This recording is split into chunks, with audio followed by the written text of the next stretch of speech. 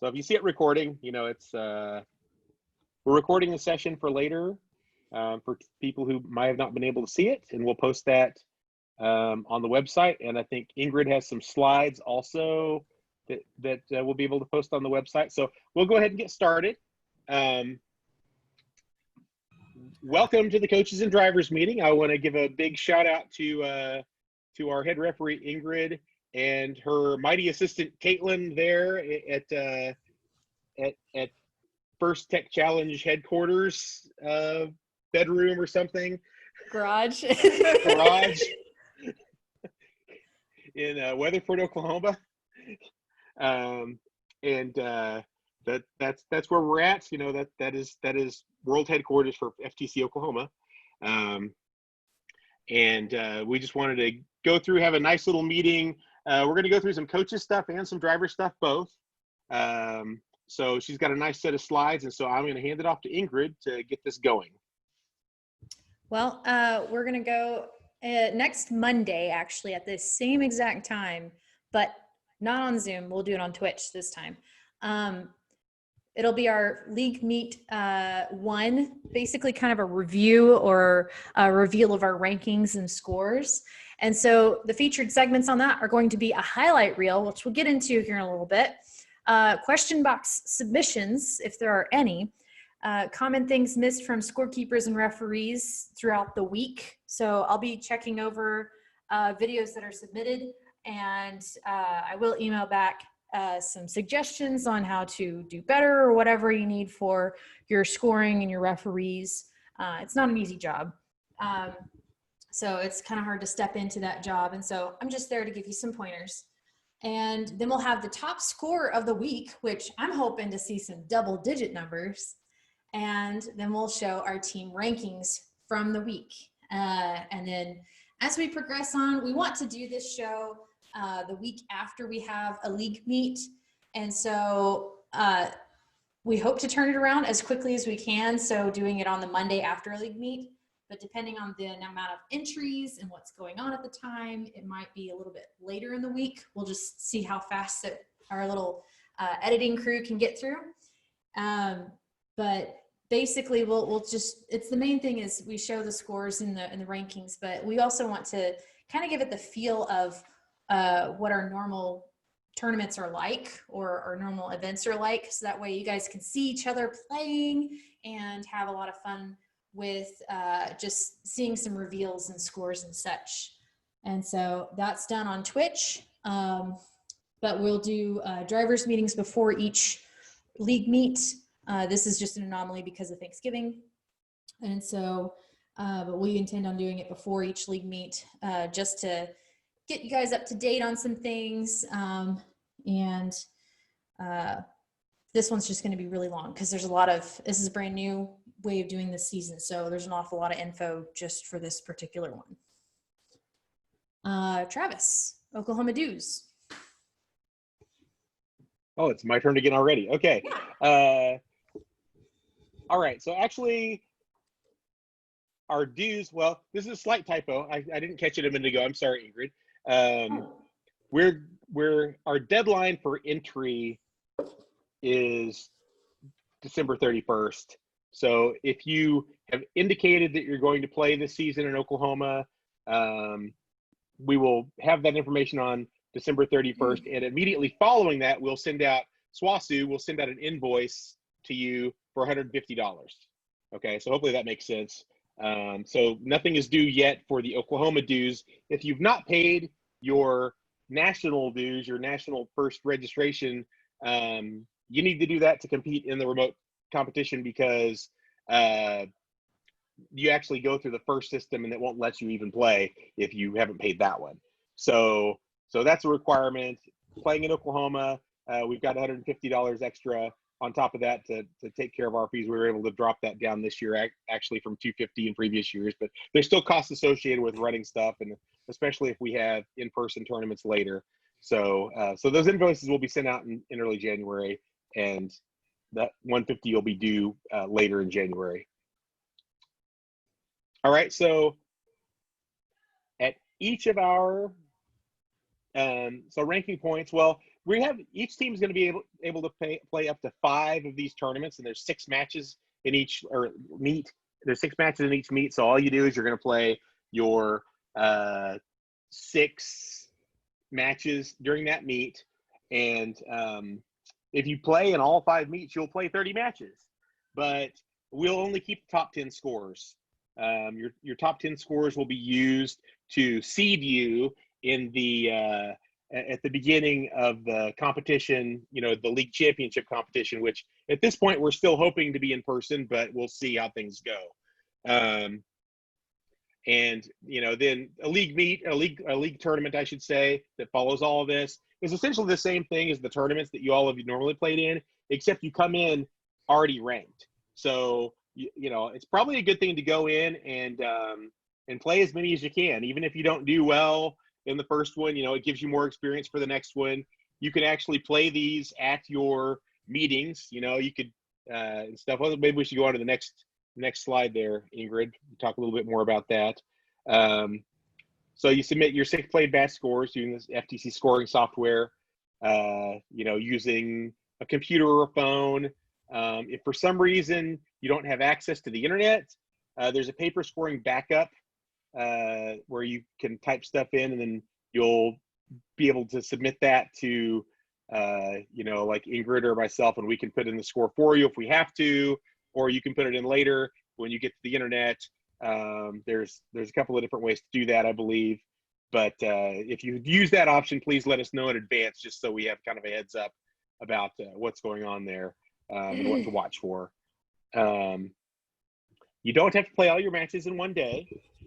You can play anytime during the meet window, which in this case, I think in all of them, they're pretty much scheduled from 8 a.m. on Sunday to the next Saturday at 8 p.m.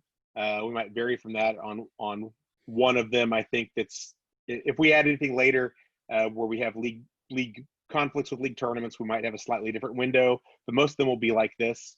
So we're actually already in League Meet 1 window right now. We've already had a team even run the robot and submit some scores. So stuff is happening. It's pretty cool. We've had our first test of the system, aside from the scrimmage we did. And so the first official score is already in. So be sure to this meet whenever you have your meetings. Hey, run a robot match if you're ready. If you're meeting Monday and Wednesday and your robot breaks on Monday, well, you don't have to actually finish running your robot on Monday. You can fix the robot and then go back and run it later in the week. So that's kind of a cool feature this year. So a little bit less pressure than an actual competition, actual in-person competition. Because, if you don't have that 2-match turnaround, you have to have your robot fixed. You have a little bit more time. All right, what do we got next, Ingrid? Inspection. Inspection. Okay, so on the inspection bit, you are highly recommended to conduct a robot inspection and a field inspection prior to competing. And that's basically just to ensure you're following the rules. And if you look in the back of the game manual part 1 for remote events is the one we're using. Those inspection checklists are in there. If you've done leagues before, you've done this before, because we required you to show up at the competition with a pre-inspected robot. I highly recommend that you go through this and make sure you're using all legal parts and everything. When we get to in-person events, you'll have an actual inspector looking at your robot. And so that's something you want to have done. You don't want to compete all year and then you go to an in-person competition and you're getting a really good score, and then you realize all of a sudden that, oh, you've been doing something illegal on your robot. You had an illegal part on your robot the whole time, and you have to take it off at the competition. You're not going to be a happy team if that happens, right? The second thing I'll say, if you have questions about this, post them in the Discord channel, one of the Discord channels. We'll have a link to that later if you're not on there already. I believe in one of the later slides, and we'll have some folks who can help you out. We'll probably have a couple of unofficial inspectors on call for later league meet events. All right. Well, let's talk about this highlight reel. So this highlight reel is based off of voluntary video submissions. Whenever you submit your score for first, they do not require video for it. Just if you haven't noticed that yet or read that yet, don't worry. It is not required for you to show video evidence of what you have done for your scores. Now, what we're doing is we are recommending that you voluntarily give your video of your matches. You don't have to. It's absolutely okay if you don't. But this is going to go into quite a lot of different things. So I'm going to review, or after a while, whenever there's a lot of videos, I'm hoping, I'm going to have a team of reviewers. Hopefully some of my returning referees will help me out. We'll review those videos and give some feedback on, hey, you missed that particular ring shot. You want to make sure that you get your points for that, or, you really shouldn't do that because that's actually a penalty. And so you should have counted that. Just giving you some pointers of things that you might have missed, or some things that you could do better for your refereeing and scorekeeping. And also these videos, if there's any really cool stuff that we happen to see, we're going to toss that into a highlight reel, which will go onto the review show that comes after league meet closes. And so like this week, if we see robots moving forward, if we have one that just moves forward super fast, that probably is going to end up going into the highlight reel because I'm not expecting a whole lot out of this week. And so, but I'm hoping to see some really cool like ring shots, some different shooting for your power shots. And maybe if you have like a robot that spins around and then shoots the ring, I definitely want a shot of that. So let's see, we'd like to have those submitted by 2:00 on this Sunday, because the turnaround for that is to get it done on Monday. And so I need at least 24 hours to work on that and put it all together. Let's see. And also this highlight reel will also go to First Updates Now, and it might be one of those featured videos that they have for some of their robot reviews that they have. This year, we're kind of doing a little different on First Updates Now and having a few less live shows and more pre-recorded type shows. And so this would probably fall into that category. Talking about lights, camera, and action, I want to see a few things in the frame of view on whenever you film a match. We want to see the time clock. We want to see the randomization. And we want to see as much of the field as possible. And I'll show a slide for camera angles here in a moment. The length of the video should be about 3 to 4 minutes long. Now, that doesn't seem very long, but you got a match that's 2.5 minutes long, and all the prep beforehand, if you get it going pretty quickly, you show your robot already set up. You don't need to show the setup of the robot, just show your robot already set up. That takes out an awful lot of time. And then really the time that takes the longest is if you have to count certain wobble rings or whatever after the end and you're not ready for submitting scores. So sequence of events, I'd like to see the randomization on your scoring device or on the dice that you use. Then randomization on the field setup and your robot placement. So I'd like to be able to see how your robot is set up on the field. And also I want to see all the randomization that's done. And we'll talk about like the sequence of events of how to make that happen. 3, 2, 1, go. Obviously autonomous, tele-op, and end game. I want to hear the buzzer and seeing the robots come to a full stop at the very end of the buzzer.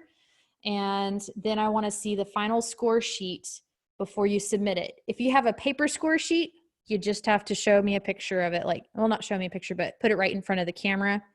Or you can, if you're using a tablet to do it or electronic device, just really slowly scroll for me so I can check it over.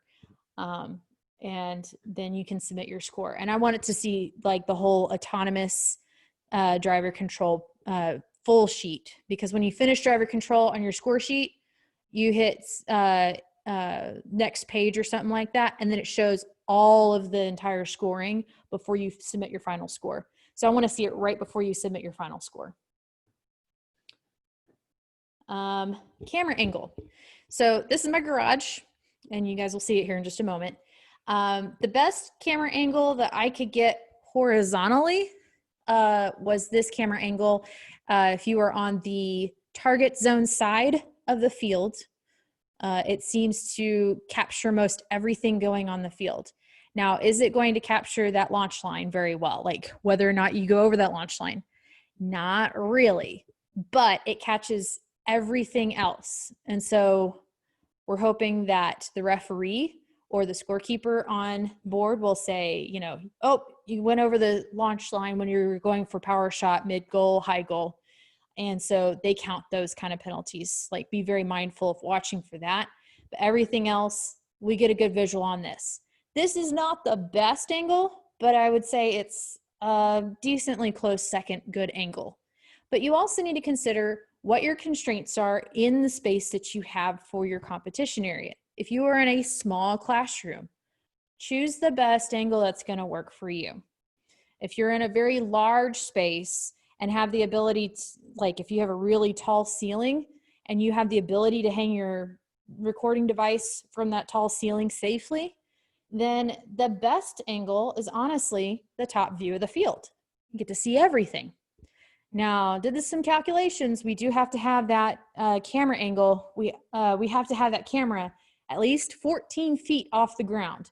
That's going to cover your entire field, your tower with the human player station, and the drop zone. So keep that in mind that you have to have a 14-foot ceiling. My garage is an 8-foot ceiling. I only got 4x4 tiles in the camera shot. So 8-foot ceiling ain't going to cut it.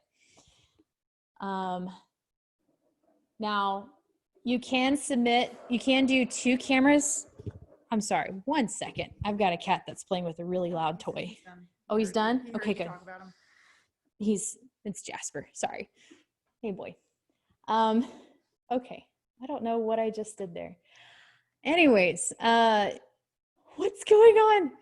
Is somebody doodling on my screen? I don't understand. Okay, moving on. That's weird. All right, so you can actually do 2 different camera angles if you want. Whenever you submit your videos, we would prefer that you submit them on YouTube, but you can submit them on Google Drive if you really prefer not to use YouTube. That's a-okay. And if you need help setting up a YouTube account, well, let me know and I can walk you through the process. We also have a link to a YouTube video that shows pretty accurately how to create a YouTube account and channel. So, but when you're uploading your videos, I would like to see 1 video per match. Unless you have 2 cameras, then it could be 1 video or 2 videos per match. And then it would be 6 links, or it could be 12 links, whatever. You don't have to submit all those videos. You don't have to submit all those matches either. Just whatever you feel comfortable doing or whatever you're capable of doing. So if you are doing 2 cameras, you can have the cameras playing side by side in a video. That does require some editing to make that happen. And that would be 1 link. Or you could have the cameras playing one right after another. That would be 1 link as well. And so you'd have like camera A play, and then you'd have camera B play. That also takes a little editing because you have to drag and drop both into your editing software. Or you can just submit 2 links and say, this was camera A, and then this link is camera B. Either way, I'm flexible. Just let me know what's going on. We do have a video submission form, which you should have seen in the last email that Travis sent, which said that the League Meet 1 is open. There are a couple of required fields in there. We want to know your team name, your team number, and a good email to give the feedback to. And preferably like a team email or a coach email. The rest of the stuff in that form is not required. It does have your match submissions. It'll say match 1, match 2, match 3, match 4, but I don't require you to have all your matches submitted. So none of those are required, just as many as you think you want to submit. Then you'll have some match time suggestions. You can write in a box that says, hey, we had a really, really cool part in this match, so please make sure you throw that on the highlight reel.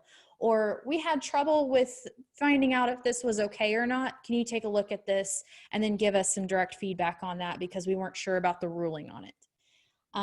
There's also a box for questions to the head referee, which can be like a question box. Now, normally you guys know what a question box is at a normal event. So I'm going to go with kind of those same rules as if you come to the question box, I will come and talk to you. But it's one student per team, and I only want to talk to students. If you're an adult, you can talk to me on Discord, or you can give me an email, that's fine. But this question box, we're going to make it strictly students.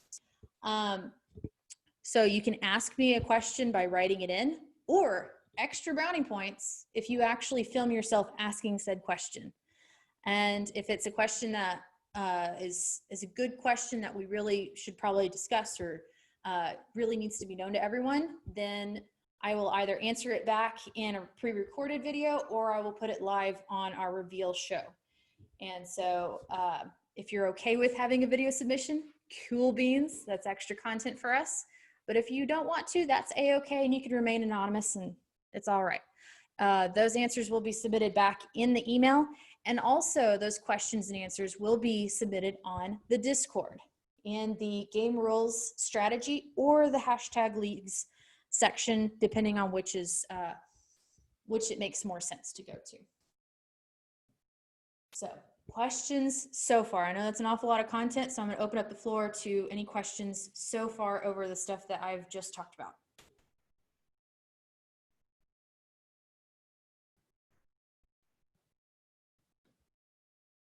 Let's see if we have stuff in the chat. Can I see the chat? Will it let, oh, stop share? Okay. Let's see.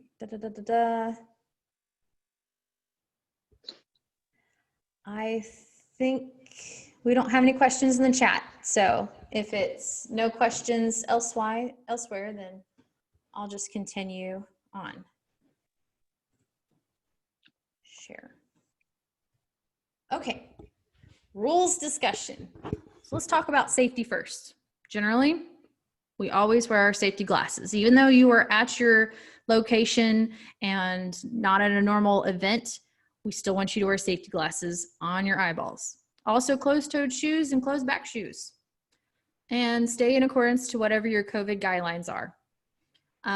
Try to make sure your area around your field is clear and there's no debris. We don't want any trip hazards.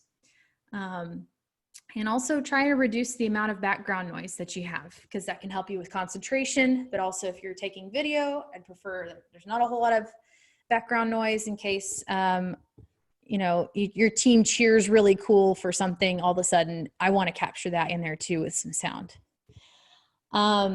Make sure that robot stays inside your field perimeter at all times, unless it's one of the defined places that it can extrude out. So like going into the low goal or going into the drop zone, either one is fine, but it has to be in accordance with the correct times. And please be mindful of your ring velocity. They are made out of foam for a reason, out of safety, but if you peg someone hard enough with it, it's gonna hurt. So please be mindful of it. And if it's getting to that point where it's gonna hurt, you might want to knock it down, like take it down, because you're actually only allowed to have your robot shoot a ring as far as 16 feet and as high as 4 feet. So if you are shooting past that, then you really need to take it down a notch, because then it's on the unsafe side. So be mindful of it. Forum rule clarifications. So all clarifications for rules on the forum actually have a certain timeline. So you want to make sure that you are in accordance with the rules and stuff. If you're a scorekeeper or referee, for sure, read that forum. And there is a traditional forum and a remote forum. Those forums, they do like to duplicate those answers, because sometimes they actually work for both events, but sometimes they just don't quite get on top of that. So I look at both of them just to make sure that you have all your ducks in a row.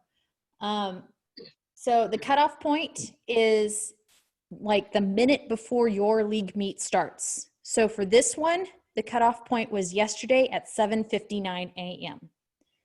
Anything else that's written throughout this week, it is invalid for this week, but it will be valid for future league meets. So keep that in mind. Hi, Jasper. Please go.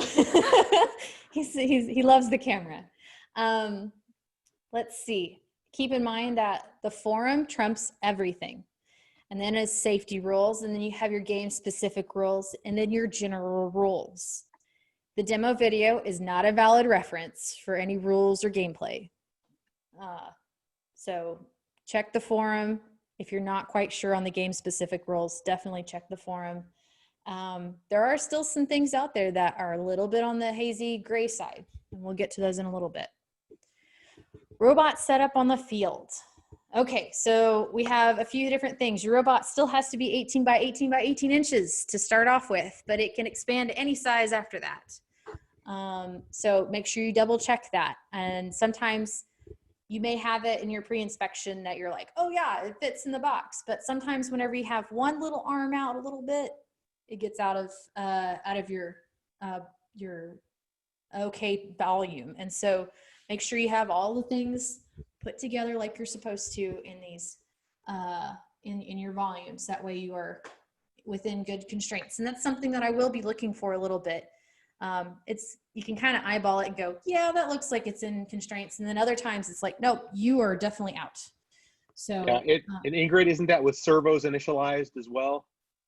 You don't actually After have to have. You don't actually have to have autonomous initialized this time. Okay, they changed that. Okay. They changed that this year. But if you want to start autonomous, it has to be a really quick did-it. So you go rush through your initialization. So this year, you do not actually have to initialize before starting autonomous, before the setup for autonomous. Okay.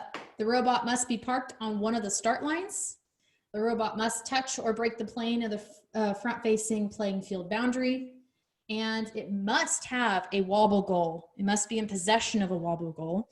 And you have the option of loading 0 to 3 rings, in which the ones that you do not use will go into the low goal of your tower. So, Caitlin, shall we go and show them our nifty little robot that we really did try to build a robot, but our Rev Hub is broken. So it doesn't run, but we have a robot and his name is Scrappy. So she's going to have a different camera, and it'll be a camera of the field. It's probably best if you just click on whichever camera you see the field on. You got it? Okay, so you see here we have Scrappy. Hey, Ingrid. He's a good looking robot. Ingrid, you might unshare your. Yes, that's a good idea. If you unshare your screen, and then maybe people will need to pin the video that says Miss Ingrid phone, probably to yes. Hold it on the screen. There we go. Is that better? No. Okay, so we have Scrappy here. Scrappy is within his 18 by 18 by 18 inch constraints. He is just barely 18 by 18 inches. Now, the rings in Wobble Goal do not count as part of your 18 by 18 by 18 inch constraints there. When it determines the location of the robot, the game elements do not actually affect the location of the robot nor the size of the robot. Hi, Jasper. But sometimes it works in other ways. But for this instance, you do not have to worry about the Wobble Goal making your robot too big. Now, the Scrappy is touching the side of the wall. If you have a taped wall boundary and you do not intend on doing any drop zone things, then you can just use tape on this boundary right here. Your robot needs to break the plane of the tape by like a couple of millimeters. You just have to make it where it's just barely breaking this line right here. Otherwise, everybody else, it just needs to touch the wall. It cannot go over the wall. So keep that in mind. All wires and everything need to be inside. Now, you can have your wobble goal on the robot. It can be beside the robot. Basically, the robot is in possession of the goal somehow. It can be within the robot. But basically, if it's just touching the robot, it is in possession of it. Same with the rings. It has to be in possession of the rings if it's going to have rings on it. You can have 0 to 3 rings. If you choose not to use the rings, then they go into the low goal. Does that mean they score? So that's the robot all set up on before the randomization starts. Any questions so far?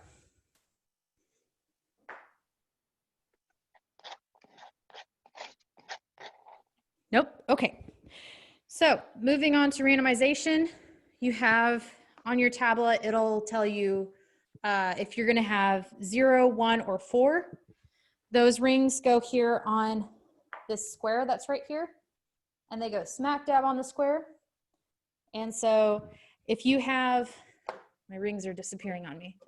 Oh, by the way, the rings cannot start on the wobble goal, by the way. They have to be on the robot, not the actual wobble goal. This would be illegal. So if it's 1 ring there, these rings will then also go into the low goal.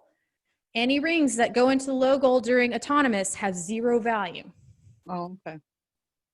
If you want to use, like during your autonomous, any rings that are in this stack, you may use those. You may pick them up and score them. Just make sure that your robot is aware of its controlling constraint of 3 rings max. We really need to turn that toy upside down. Come here, Jasper. That's a really noisy toy. I should have turned that over. I'm sorry, guys. So there's that.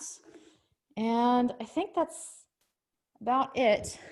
Make sure that your before your game starts, make sure your power shots are all turned forward. Your human player is doing absolutely nothing during autonomous.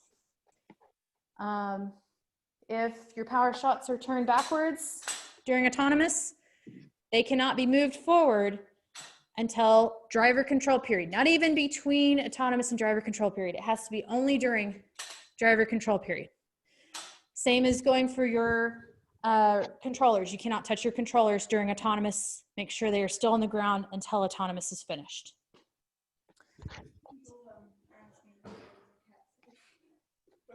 Yes, I'm sorry. I didn't have safety glasses made specially for him. Amazon, the shipping is ridiculous on it. So I apologize for his lack of shoes and glasses. But I mean, we don't have an operational robot, so I think he's going to be safe as long as I don't step on him.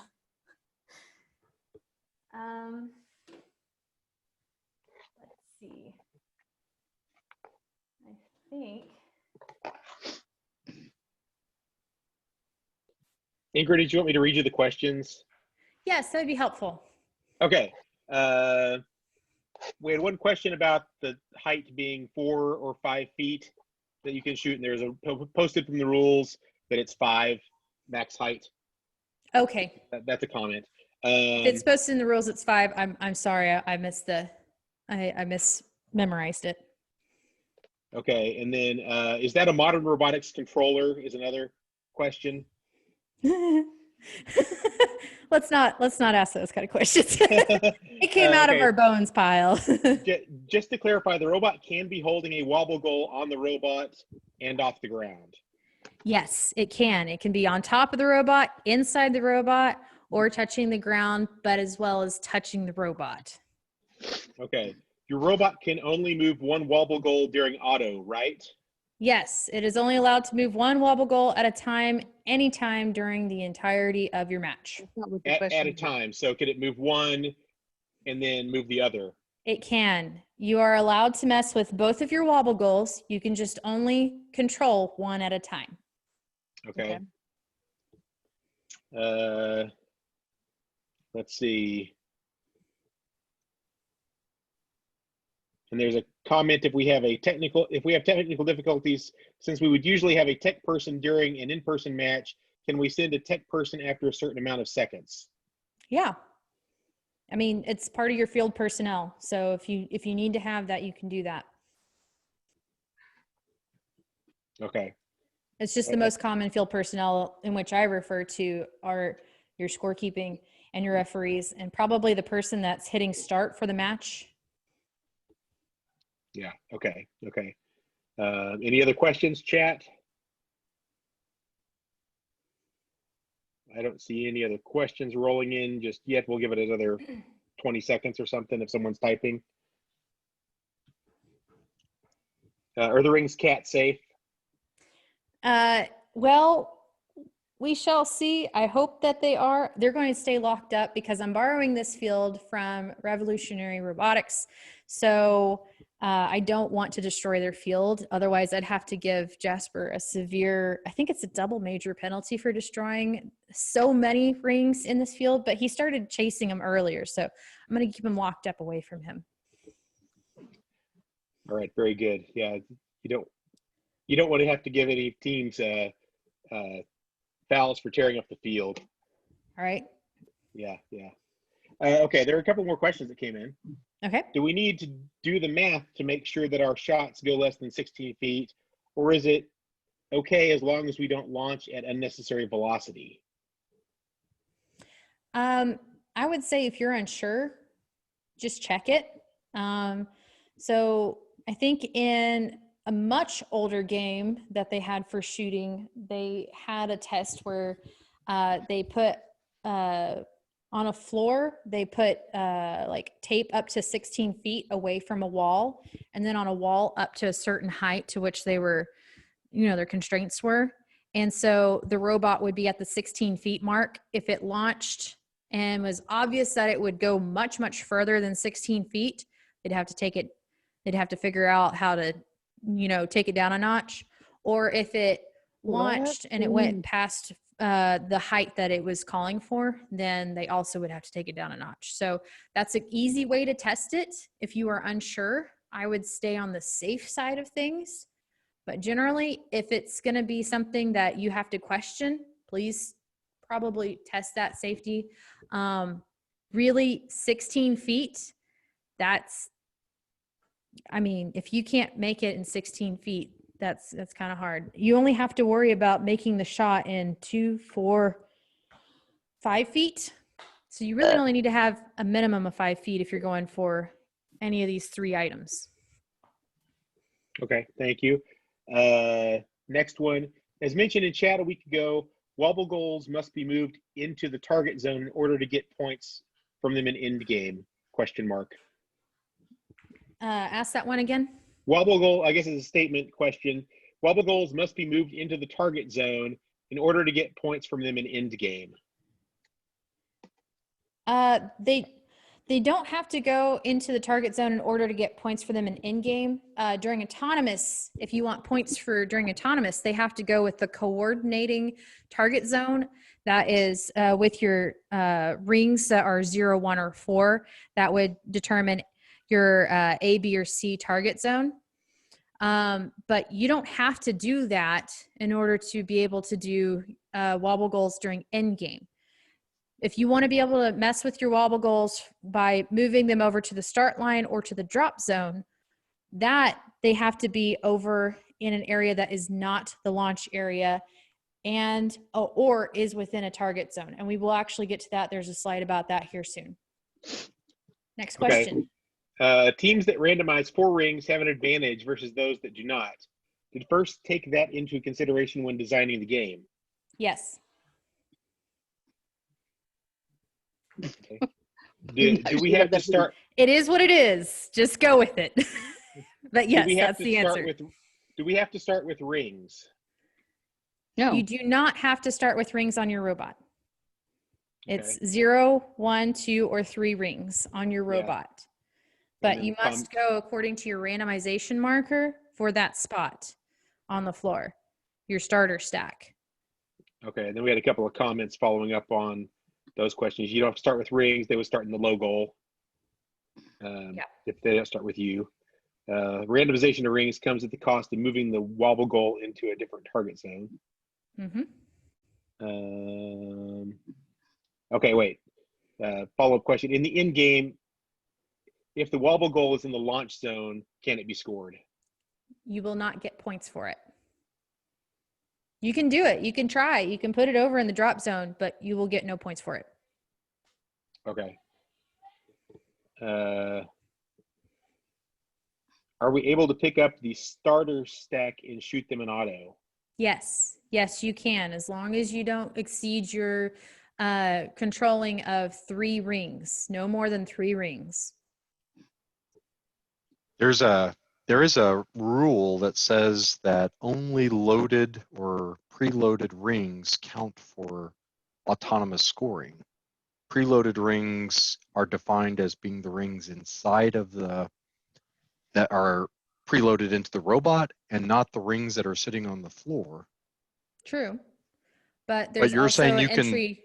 There is also an entry on the forum. I couldn't tell you the exact number, but there is an entry on the forum that talks about using the starter stack. So you can use that? You can use the starter stack. Okay.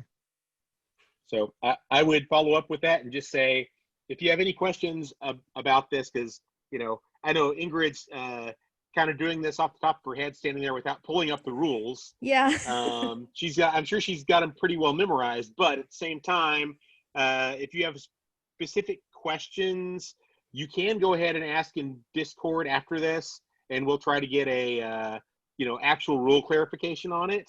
Yes. If we can, maybe we can collaborate that way. And then if there's something that's really messy, then a team can post the question in the FTC forum about it. Yeah. And we can get a confirmed ruling that way for sure.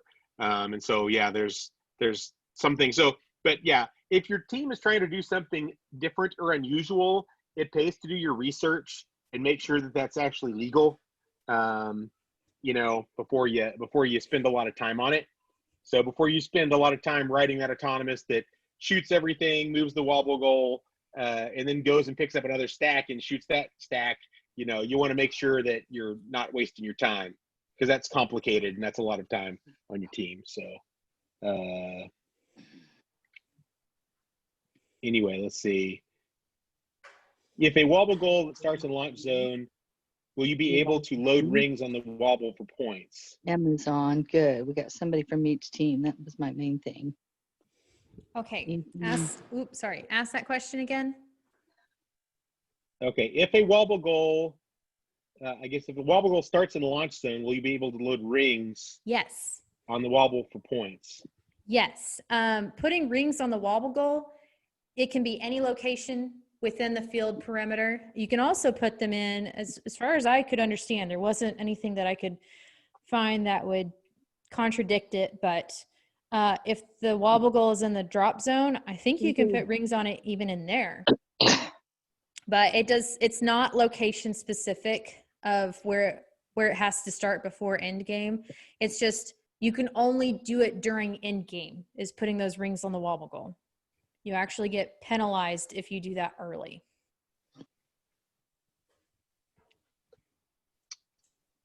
Okay. Did it lose battery? We were left with a blurry picture of Ingrid.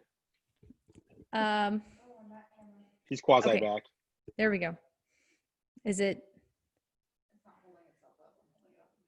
Okay. We'll move on with any more questions?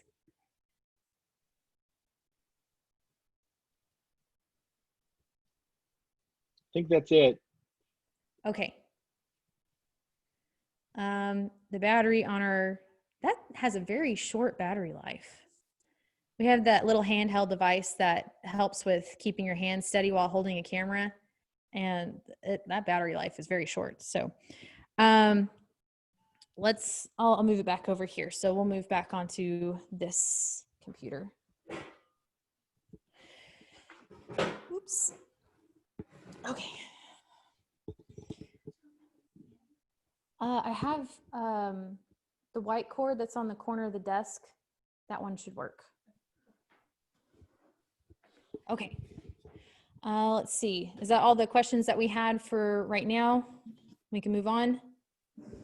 Yeah, I don't see any more. Okay. So we'll do, I'm sorry, does somebody have a verbal question? Nope. Okay. We'll go back to screen sharing over here. So you have your flow chart of the match. This is in your game manual too. I recommend that you look over this real quick before you start your matches. Just make sure that you have your steps in place. That basically you have your field crew reset all your power shots and put rings back on the starter stack. And then you place your robots on the field, your robot on the field on that starter line and in its proper orientation.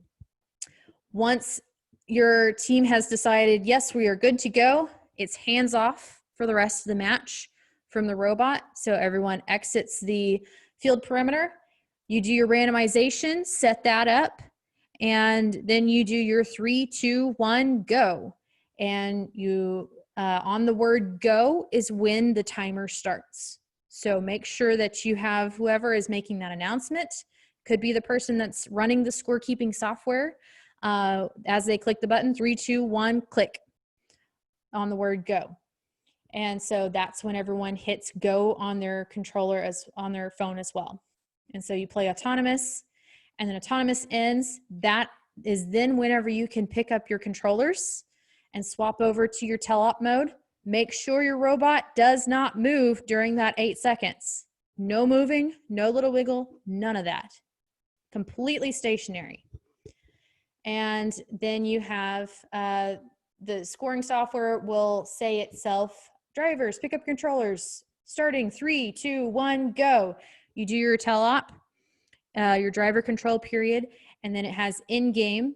And then I haven't listened to the sounds, but I hear that the buzzer is actually different this year to finish the match.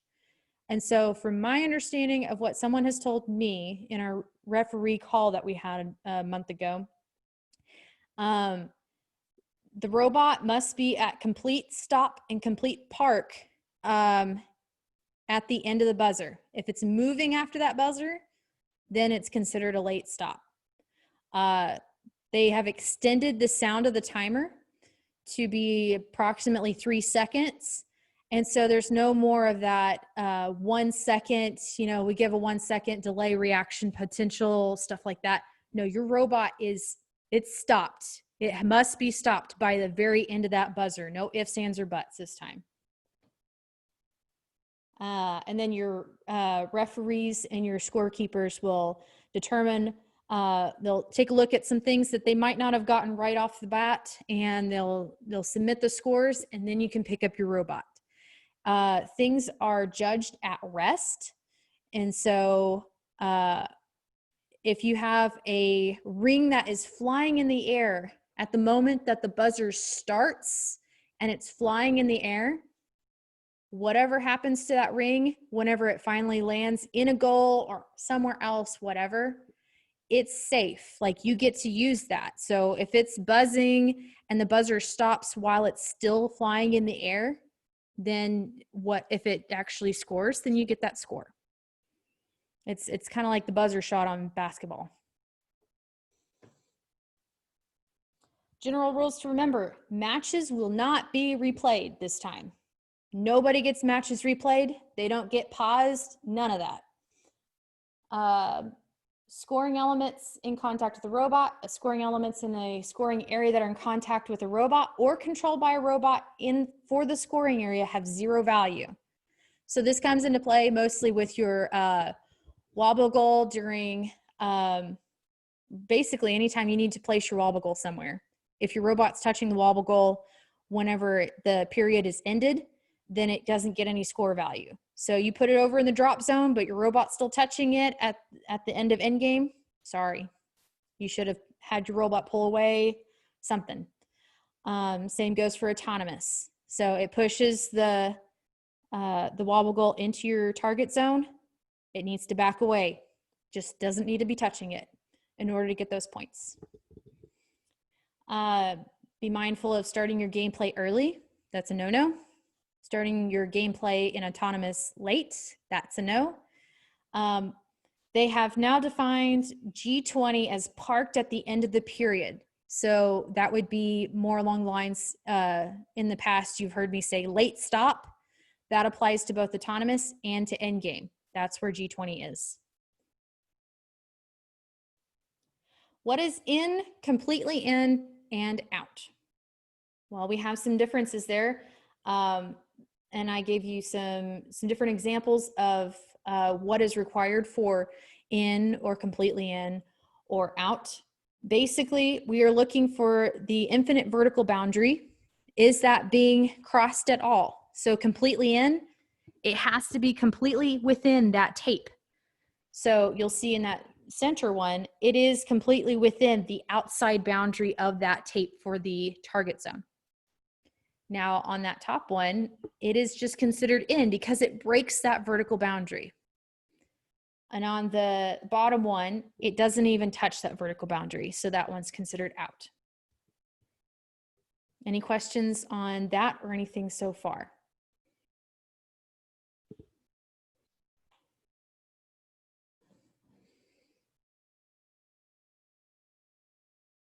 Anything in chat, Travis? Okay, yeah, there's a discussion about the sequence of events at the beginning of the match Okay. on the flow chart, and just some confusion with what you said, I think, earlier, and also what I typed in the chat. So maybe we want to review the flow chart. It was basically about randomizing and then selecting auto. So You want to select your auto before randomization. Okay, you select your auto, then you randomize, and then at the beginning of the match, you can initialize and then hit go. Is that what we're saying here? Or do you have to initialize your robot? If you are going to initialize your robot, you should probably do that before randomization. It doesn't specify on this chart, but I do believe that if you are initializing, then that should be before randomizing. So you just press go. So there's nothing. So ideally, you just press go on the word go. But if it messes with your robot, like initializing it takes it out of the 18 by 18 by 18 inch, or it messes with holding on to a ring or wobble goal, fine. That's a-okay if you don't initialize. But on the word go, you better double click real quick. Okay. Does that answer everyone's question who had it in the chat?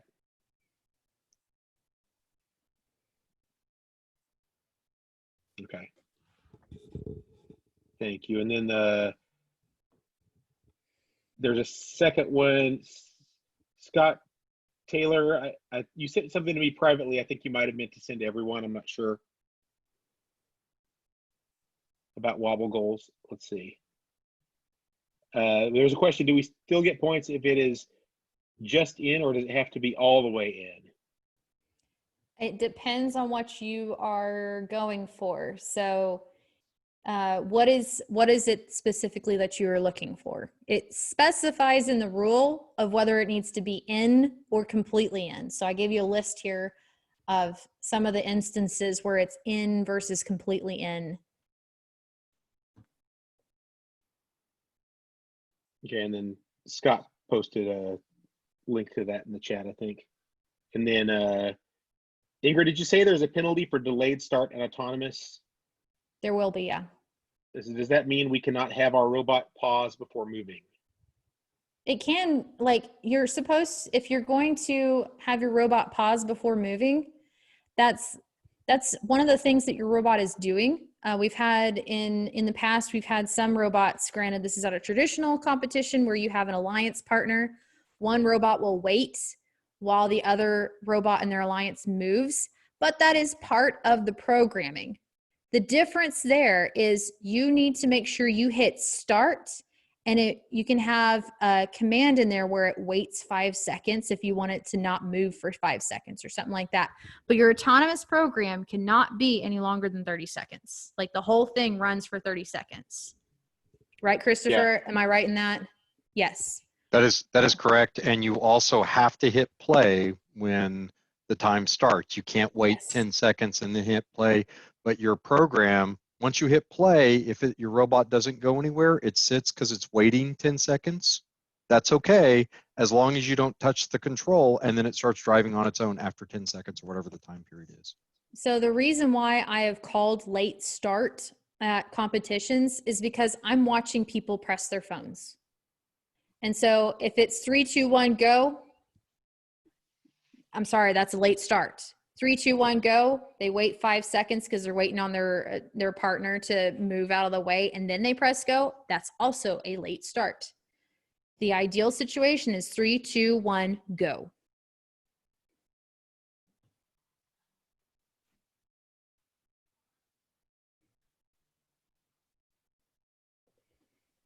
Okay, thank you. Any other questions? Do you have any more slides, Ingrid, that we need to get through? We're getting on 8 here, so we probably want to. Okay. But before up you move to- on from this one, just to clarify, because I think the question earlier was about does it have to be completely in? I'm gonna add to that and say, does the wobble goal have to be completely in the target zone during autonomous mode? The answer is yes to that. It has to be completely Yes. in your middle option there. The rest of the situations or scenarios will depend on what it is that you're trying to accomplish. Yes. Thank you. Okay. We have rogue rings. Basically, if you have a ring that ricochets off of your tower, no harm, no foul. Let's just hope that you duck out of the way if it's coming at you. If it goes outside the field, your field personnel, or if it's right next to the human player, those people, they have to put it back into the field at a convenient time to where a robot is out of the way, but it's also back into the field closest to where the ring came out of. So if it came out near target zone A, then you put it back in right near target zone A, just whenever there's not a robot there. You're only supposed to shoot your rings towards your target tower, or your tower. So if you're shooting rings outside the field in other directions, that's where those penalties come into play. And so these slides are going to be up for you guys to look at, and so you can look at all the different rule definitions that I have. So we'll move on. Human player, just be sure you know exactly what you're doing. You have a couple of rules here, rule GS4, G16, particularly GS4E. Like, take a look at those rules. That'll tell you what your job is and what you can and can't do. And this is from the forum. If you have a ring rack that it's not going to operate for whatever reason, it's very highly unlikely. And also in traditional competitions, if you have a dead robot right in front of your ring rack, this talks about what you can and can't do with that. But it's very unlikely. Just putting it there just in case you do have that circumstance. Now, wobble goal and end game. So we've had some discussion on the game strategy and rules channel of our Discord, and it's been a really hard one for me to go through because we have two different things that can sound pretty conflicting with it. And so I've been going back and forth with it, and then I talked to one of the game makers and a higher up head referee than me. And so this is actually what the intention is. So the rules talk about not in the launch zone and or in a target zone. So that defines all of target zone A. Now, it has to make sure that it is completely inside of target zone A if it's on the other side of that launch line. So you have to be very mindful of that. So before endgame starts, as the endgame buzzer is going, where is the location of that wobble goal? Keep in mind, the launch line is part of the launch zone. It defines the outer edge of the launch zone. So just making sure that you're, can you guys see my mouse? Yes, okay. If you have a wobble goal here or over here, or even if it is right here, but it's not even a hair of it is hanging over the tape from the target zone A into the launch area, the launch zone, you can use your wobble goal and you can deliver it to the starting line or to the drop zone. But also keep in mind, the wobble goal can get rings put on it during end game, regardless of where it's at. So it can be anywhere on this field. So any questions on that so far? And I will update that in the Discord. I didn't get around to it today, but I will update that with the final ruling on it. And I'm hoping if it would be really nice if one of the teams could post that on the actual FTC forum for general knowledge for everyone else, because it really could have gone either way with how this rule was written, as well as the definition, which I have here, of what the launch line and launch zone is. So that's where the confusion comes in, because it's been kind of a controversial topic, but the game makers intentionally made it to zone A being not part of the launch zone. But here's the thing. If you are shooting rings, that launch line, even through the launch, the target zone, that's all the launch zone. So if you are over here in zone A, right here, you are in the launch zone. So shooting rings being right here is just fine. Just make sure you don't cross the white line anywhere. Travis, do we have any questions on that? Do I need to clarify any more? Just discussions about cats and fields. I'm starting to lose the crowd. Well, quick question on the shooting.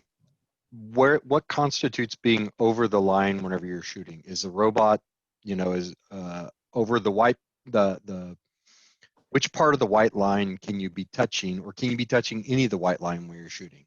You can be touching the white line. So anywhere where this green box is not the launch zone. So if you are on the very edge on this side of the line, but you're still touching the line, your robot's there, you're good to go. Now, keep in mind, it's kind of like also in bowling. You might have that foul line, you don't want to cross it.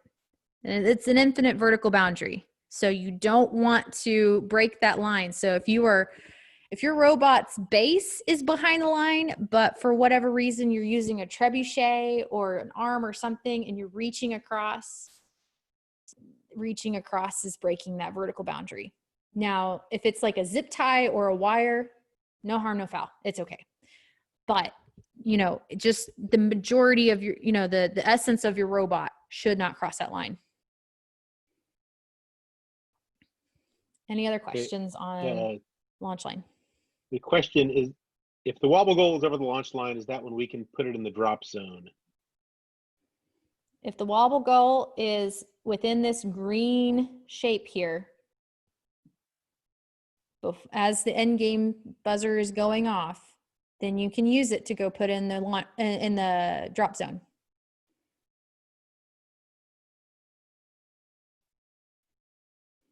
Okay, I think that's all the questions we have right now. Okay. Illegal power shots, you can read through that, but basically they're trying to keep people from intentionally blocking power shots or it hitting off of another ring shot. We don't have to worry about that too much, but also don't let it hit a person and ricochet off the person to hit the power shot kind of a thing. Make it actually, you shot the ring at the power shot and that's what knocks over the power shot. By the way, power shots can only be done during autonomous and end game. You get no achievement points during driver control. And power shots can be shot in any sequence. And as far as I can understand with the rules, during end game, the first 10 seconds, the human player can reset the power shots. So as far as I can see it right now, you could probably rescore a power shot. You score it and then they reset it and then you can score it again. I think that's how it looks right now. It could change throughout the season, I don't think that's correct, Ingrid. It's the final position is how they measure it. So whatever the final position is Right. at the end of the match, in game, is Yeah, how you I'm score. saying like it gets shot and you get it, and then it gets reset back by the human player. No? Yeah, it can be reset at early in game, but you can only score each of the power shots one time in game, whatever Okay. their position is at the end. Okay, well then I misread that and I apologize. I'm not perfect. It's No, that's hard. okay. It's a hard job to have. So all y'all are doing this job, and I wish you luck. And we can also verify that, Yes, put we a rule clarification on the Discord as well on that. Yes. Yeah, but the scoring itself will only let you do the maximum of 3 at the end of the game for the power shot. Oh, okay. So they actually did they fix it? Or was it? I don't remember. I know we had a issue with that. Somebody's got their sound on. I'm echoing now. Okay. Moving on to referee penalty calls. So I felt like this was pretty self-explanatory. We can go over it if we want, but it involves counting. So let's say controlling, you have 3 rings. That's the maximum you're allowed to control. So let's say in example A, robot controls 5 rings. The referee starts the count like above. So they yell controlling. Controlling is going to be your first second. And they are obviously not going to spit back out that ring or those extra rings.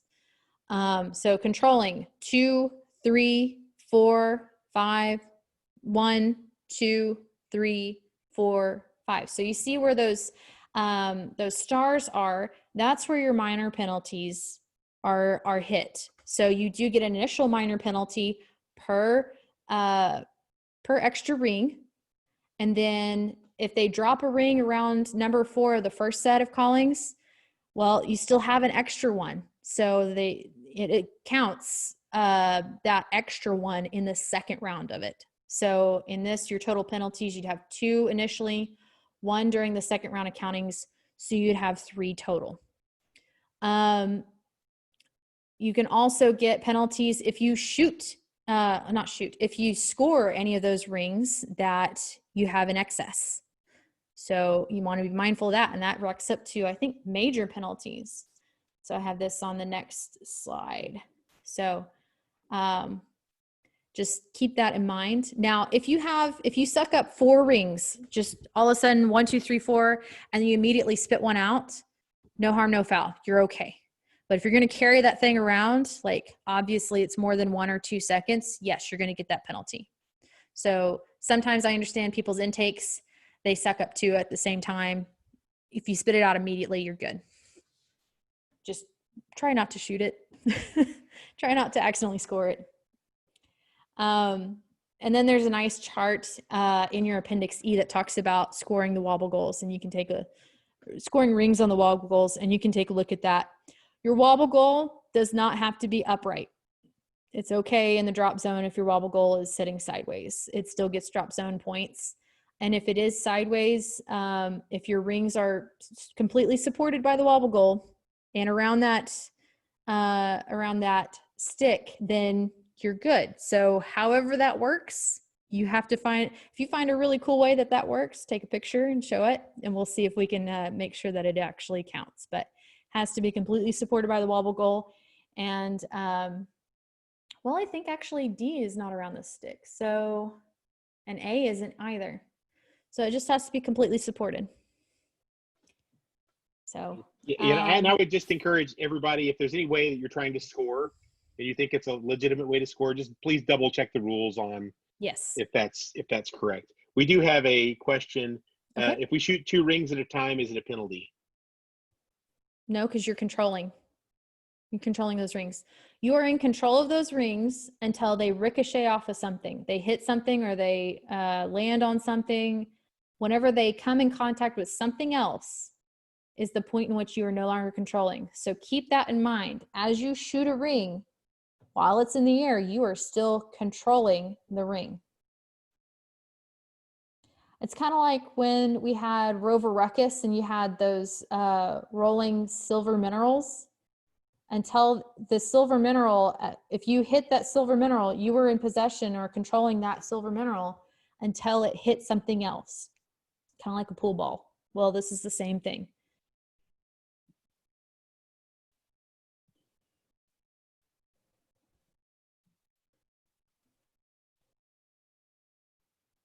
Any other questions?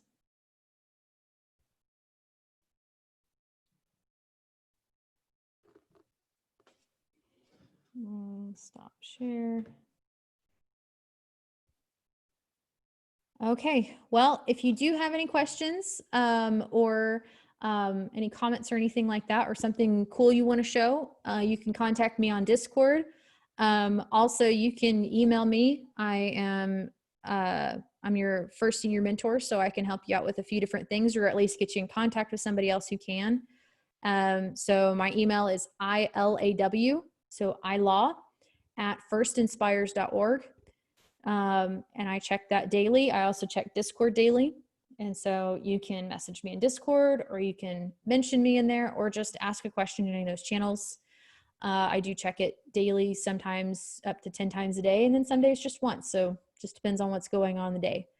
But Yeah. I do try to help out as much as I can. So And real fast, yeah. sorry to interrupt. Can ahead. I get everyone who's on the call to drop your team number in chat, just so we have a general idea of which teams were represented here? And we'll log that. Just want to make sure that all the teams who showed up got the message and stuff about the this. And so if not, then we can follow up with some of them and make sure that they can watch the recording before they play. Thank you. Awesome. Well, thank you all so very much for your time and your patience of getting through an hour and 15-minute presentation. Hopefully they will be shorter in the future, but there was an awful lot of content to go through. But we'll get this PowerPoint posted. Where do you think we're going to post this, Travis? It'll be on the website, first-oklahoma well, let's see, hold on. I'll post it in the chat in a second. First-oklahoma.com. And there's something called the FTC portal on there. I'll post the link here in 1 second.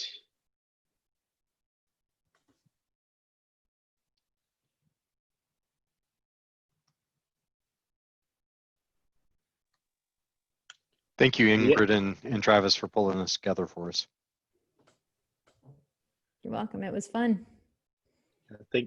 Thanks everybody for dropping in. I think this will be a fun season, even though it's a little bit different. I think that we're going to make the best out of it for sure. And I think, if anybody has ideas on other ways that we can, I think the highlight show is a good start. But if you've got other ideas on how we can interact with teams a little bit more, that'd be great. One thing we talked a little bit about doing, and you all can give some feedback on this if you want, is maybe having a virtual pit day where teams can show off their stuff, not right away, but a little bit later in the season, so we can all, maybe we'll have a big Zoom session with breakout rooms or something where you can go visit different teams and talk to each other or something. But we kind of want to try to keep us moving forward here, even despite our difficult circumstances, trying to have a season. And I appreciate that everybody's, seems to be giving it their best shot. And we've actually got some robots built. And I know we've had some teams who've had some struggles with being able to meet it all. But, I've heard from some of those, and a lot of those are still like, yeah, we want to play still. And so I think it'll be a good season. Well, good luck out there. I'm looking forward to seeing your videos.